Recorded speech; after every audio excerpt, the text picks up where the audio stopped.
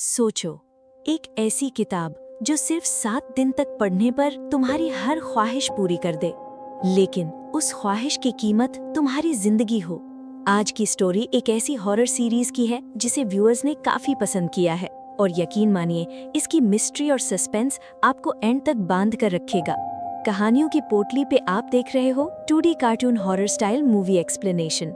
ये कहानी है 4 दोस्तों की, राज, अंकित, रोहन और सिड। चारों बैचलर्स थे और एक रेंटेड हाउस में साथ रहते थे। राज ने कंप्यूटर साइंस से बीटेक किया था, रोज इंटरव्यूज देता था, लेकिन जॉब उसे मिल ही नहीं रही थी। अंकित का भी वही हाल था। रोहन डॉक्टर बनना चाहता था और अपनी स्क्रिप्ट्स प्रोड्यूसर्स को सुनाता रहता था, पर कोई उसकी स्क्रिप्ट एक्सेप्ट नहीं करता था। और सिड, उसका सपना एक्टर बनना था, लेकिन फिलहाल वो रोहिणी भाभी के चक्कर में पड़ा हुआ था। दूसरी तरफ गांव में राज का परिवार खुशी से खाना खा रहा होता है। सब बहुत खुश थे, खासकर राज के दादाजी, क्योंकि उन्हें गांव का मुखिया चुना जाने वाला था। लेकिन उसी रात दादाजी को अपने कमरे में किसी अजीब प्रेजेंस का एहसास होता है। फुसफुसाहट की आवाजें, जैसे कोई उन्हें बुला रहा हो। और वहीं पहली बार सामने आता है सुलोचना का नाम, एक खौफनाक एंटिटी, एक यक्षिणी जो स्मोक की तरह उनके आसपास घूम रही थी। दादाजी जैसे उसे पहले से जानते थे, पर बिना किसी को कुछ बताए वो अपने कमरे का दरवाजा बंद कर देते हैं और फिर फैन से लटककर अपनी जान दे देते हैं। उधर सिटी में राज और उसके दोस्त पार्टी कर रहे होते हैं। तभी राज को गांव से कॉल आता है। उसके दादाजी की डेथ हो चुकी थी। राज टूट जाता है क्योंकि वो अपने दादाजी के बहुत करीब था, लेकिन घर वाले उससे सच नहीं बताते। सब बस यही कहते हैं कि उनकी डेथ हार्ट अटैक से हुई है। अंतिम संस्कार के वक्त राज एक अजीब बाबा को नोटिस करता है, जिनके चेहरे से लग रहा था जैसे वो असल सच जानते हो। गांव में राज की गर्लफ्रेंड वर्षा भी थी। दोनों एक दूसरे को संभालते हैं और दादाजी को याद करते हैं। उसी रात राज दादाजी के कमरे में जाता है। वहाँ एक पुराना बॉक्स रखा होता है जिसमें फैमिली फोटोज और पुरानी चीजें होती हैं।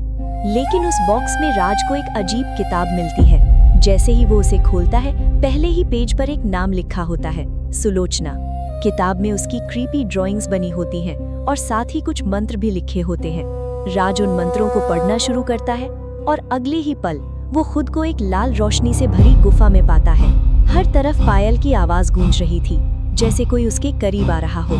फिर एक क्रीपी सी हंसी और एक आवाज, राज। सुलोचना उसका नाम ले रही थी। राज डर कर उठ जाता है। उसकी माँ उसे समझाती है कि दादाजी के कमरे में नहीं सोना चाहिए, लेकिन असली खौफ अब शुरू हुआ था, क्योंकि राज ने वो किताब सिर्फ सपने में नहीं, हकीकत में पढ़ी थी। अब राज हर वक्त उसी किताब में डूबा रहता है, जंगल में अकेला, मंत्रों को बार बार पढ़ता रहता है। फिर एक रात उसके सामने एक पोर्टल खुलता है और उसके अंदर वही लाल गुफा दिखाई देती है। वहां से सुलोचना की आवाज आती है, तुमने मुझे बुलाया और मैं आ गई। बोलो, क्या चाहते हो? राज तुरंत बोलता है, मुझे 15 लाख पैकेज वाली जॉब चाहिए। सुलोचना धीरे से कहती है, तथास्तु। और अगले ही दिन राज की सच में जॉब लग जाती है। जब राज अपने दोस्तों को सब सच बताता है तो पहले कोई यकीन नहीं करता, लेकिन धीरे धीरे सब चुपके से वो किताब पढ़ने लगते हैं। सिड भी मंत्र पढ़ता है और एक रात वो भी उस लाल गुफा में पहुंच जाता है। सुलोचना उससे वरदान मांगने को कहती है, लेकिन सिड एक्टर बनने की जगह एक अजीब ख्वाहिश मांग लेता है। वो रोहिणी भाभी के साथ फ्रेंडशिप चाहता था। सुलोचना फिर से कहती है, तथास्तु। अगले दिन रोहिणी भाभी उसके पास आती हैं, उसे किस करती हैं और उसके साथ इंटीमेट होने लगती हैं। लेकिन तभी दरवाजे पर नॉक होता है। सिड डर जाता है। दरवाजा खोलते ही सामने रोहिणी भाभी का हस्बैंड खड़ा होता है, और जब असली रोहिणी बाहर से अंदर आती है तब सिड के होश उड़ जाते हैं, क्योंकि जिस औरत के साथ वो था वो रोहिणी नहीं थी, वो सुलोचना थी। उसके बाद सबके साथ अजीब चीजें होने लगती हैं। सिड को आवाजें सुनाई देने लगती हैं। राज को लाल जंगल दिखाई देता है। काले कौवे उनके घर के आसपास मरने लगते हैं। और फिर एक दिन किचन में उन्हें एक बिल्ली की लाश मिलती है, जिसके हाथ पैर काटे हुए होते हैं। अब उन्हें समझ आ जाता है ये कोई मजाक नहीं है। डर के मारे वो लोग गेस्ट हाउस शिफ्ट हो जाते हैं। लेकिन असली प्रॉब्लम घर नहीं, वो खुद थे। सुलोचना उनके साथ साथ गेस्ट हाउस तक आ चुकी थी। अब हर किसी को अजीब बदबू आने लगती है, जैसे सड़े हुए मांस की स्मेल। फिर एक रात अंकित पर सुलोचना का असर हो जाता है। वो नाइफ लेकर रोहन के पास जाता है और सिर्फ एक बात कहता रहता है, काटो। उसी वक्त रोहन भी उसके वश में आ जाता है। दोनों एक दूसरे की गर्दन काटने वाले होते हैं, तब राज और सिड उन्हें बचा लेते हैं। अब सबको यकीन हो चुका था, सुलोचना सच में उनके पीछे पड़ चुकी है। गेस्ट हाउस में हॉन्टिंग और भी डेंजरस हो जाती है। मिरर में रिफ्लेक्शन गायब होने लगते हैं, कुकर ब्लास्ट हो जाता है, फैन उनके ऊपर गिरते गिरते बचता है। आखिरकार सिड एक प्रीस्ट को बुलाता है। प्रीस्ट बाइबल पढ़कर रिचुअल करता है, होली वाटर छिड़कता है, लेकिन तभी पानी खून जैसा लाल हो जाता है। प्रीस्ट समझ जाता है कि यहाँ एक बहुत बड़ी ईविल फोर्स मौजूद है और फिर सुलोचना उसके कान से खून निकाल देती है। प्रीस्ट डरकर वहाँ से भाग जाता है।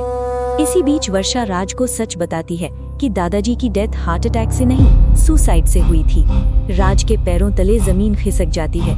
उसे लगता है कहीं दादाजी की मौत के पीछे भी वो किताब तो नहीं। राज सच जानने गांव जाता है और वहाँ एक आदमी उसे सुलोचना की 500 साल पुरानी कहानी बताता है।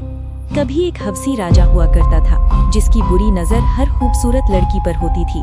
सुलोचना एक ब्राह्मण परिवार की लड़की थी, सिर्फ 16 साल की। राजा के सिपाही उसे जबरदस्ती उठाकर ले गए और उसी रात उसकी लाश वापस घर भेज दी गई। उसके पिता टूट गए। फिर उनकी मुलाकात कुछ तांत्रिकों से हुई। उन तांत्रिकों ने सुलोचना की आत्मा को शक्तियां दी और उसे एक किताब से बांध दिया। अब जो भी इंसान उस किताब के मंत्रों को पढ़ेगा, सुलोचना उसे कर्स कर देगी। वरदान सिर्फ एक जाल था, लालचियों को फंसाने के लिए। सब सच जानने के बाद वो बाबा उन्हें बचाने की कोशिश करते हैं, लेकिन एक प्रॉब्लम थी।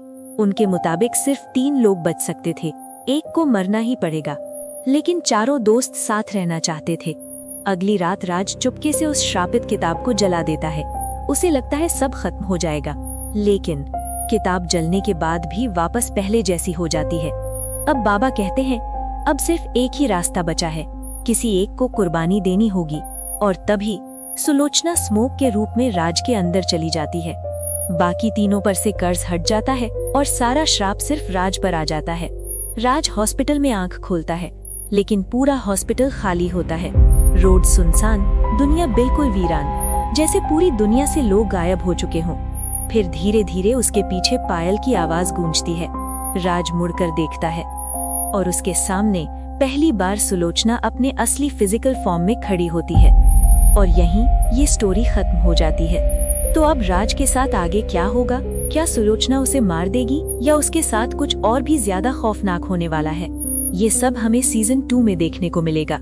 अगर आपको ऐसी कहानियाँ पसंद है तो कहानियों की पोटली चैनल को लाइक, शेयर और सब्सक्राइब जरूर करें। और याद रखें, हर चमकती हुई ख्वाहिश वरदान नहीं होती, कभी कभी वो एक श्राप का दरवाजा भी होती है।